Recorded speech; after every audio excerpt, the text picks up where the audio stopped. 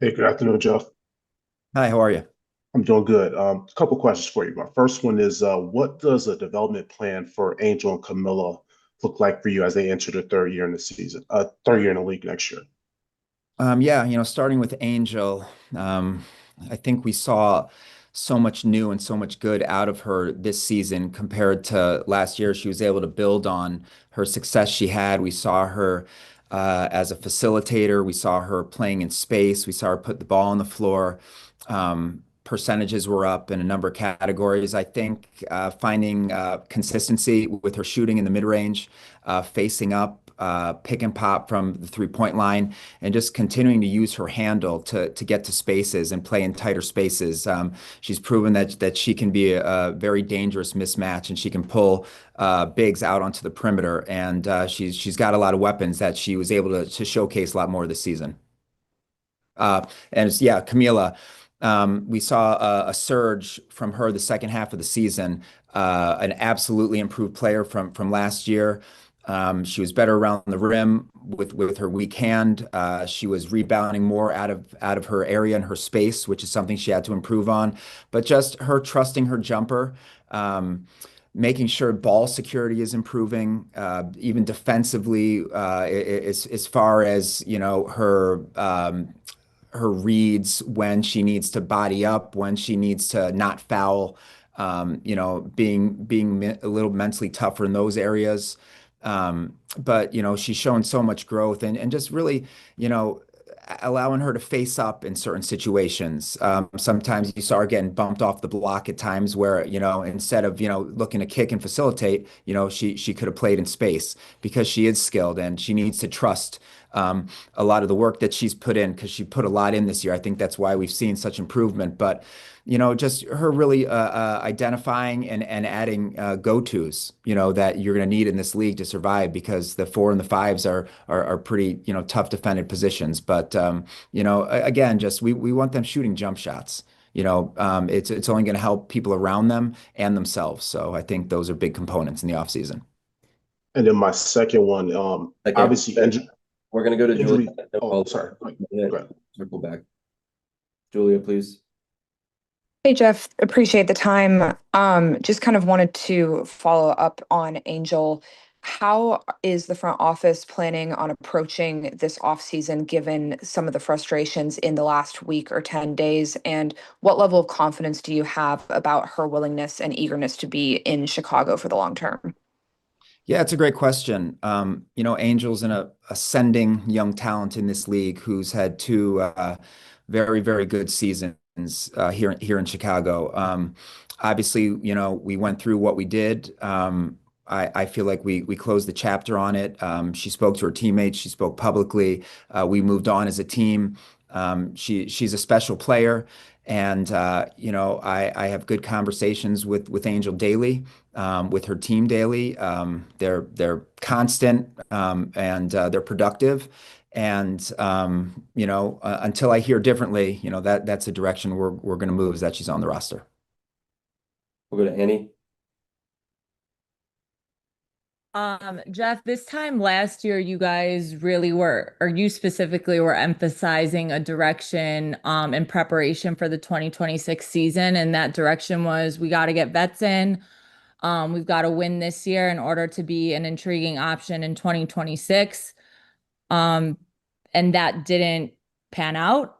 So what's the plan heading into 2026? Not just for yourself as far as roster construction goes, but from an ownership standpoint down. Yeah, I don't think the win now mentality is ever going to change. We went and got two vets with championship experience, with Courtney Vandersloot and Ariel Atkins. Um, that was what mattered to us. We wanted to continue to improve the culture in the locker room. We needed to bring vets in. Unfortunately, a lot got derailed, and it was hard to recover when Vandersloot went down. I think we were 2 or 4 at the time. She ended up missing 37 games. Ariel Atkins missed 10 games, I believe. Angel Reese missed 14 games. When you have three players that are that critical to a roster like the one we were building, it's gonna change the course of events. I believe we brought vets in here who absolutely strengthen our locker room. And I think that's a component of winning.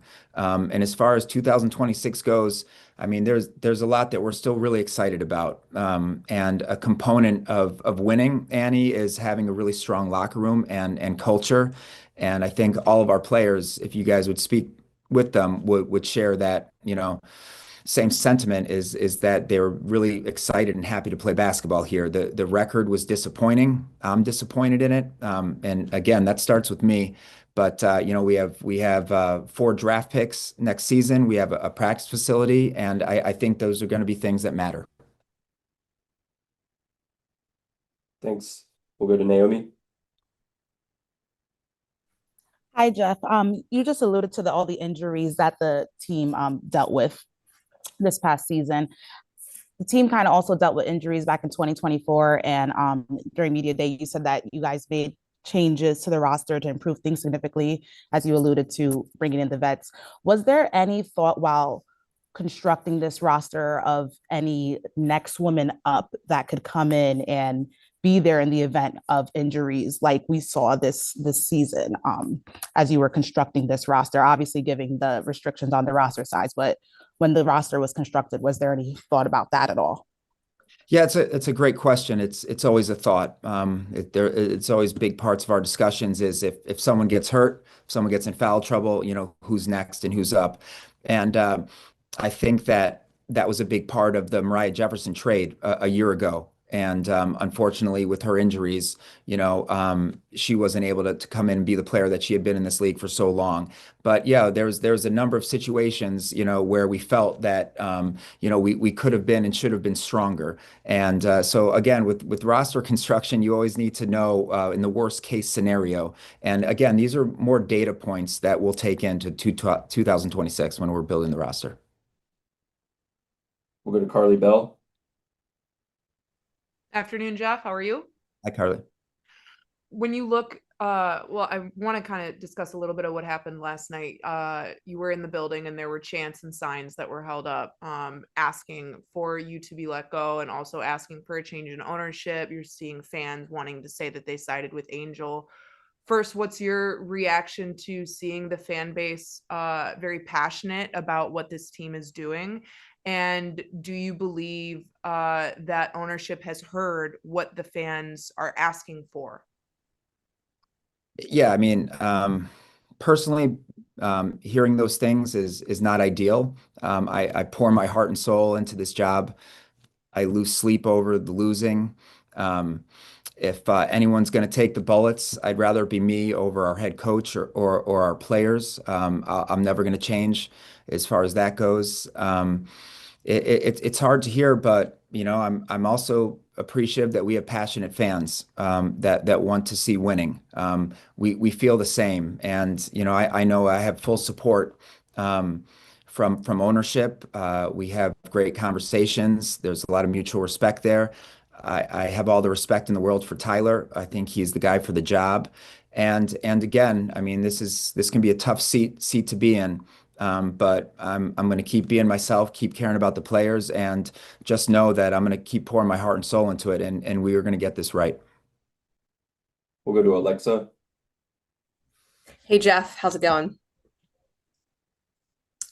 Just wanted to ask you, with Courtney's recovery, how have things been going since her surgery, and how do you anticipate her factoring into, I know she still has her recovery in front of her, but do you anticipate her, ideally being back in Chicago next year, assuming things go well, and just the vision for the point guard spot moving forward?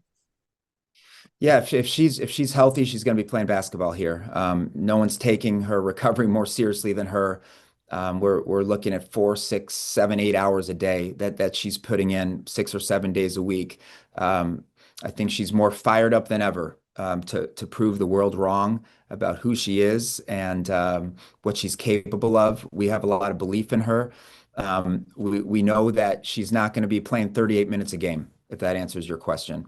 We're going to need absolutely somebody to be here and be capable of playing that position. If she's not ready, if she's not healthy, this is a player we're not going to push. She's also a future Hall of Famer who was playing at an awfully high level for us before she went down. And it's just somebody you need in the locker room, somebody who leads by example. Those players matter with our culture and who we are. She embodies so much of this city with her toughness and how she competes and how she carries herself. So it's somebody very important to the organization. We'll go back to Julia.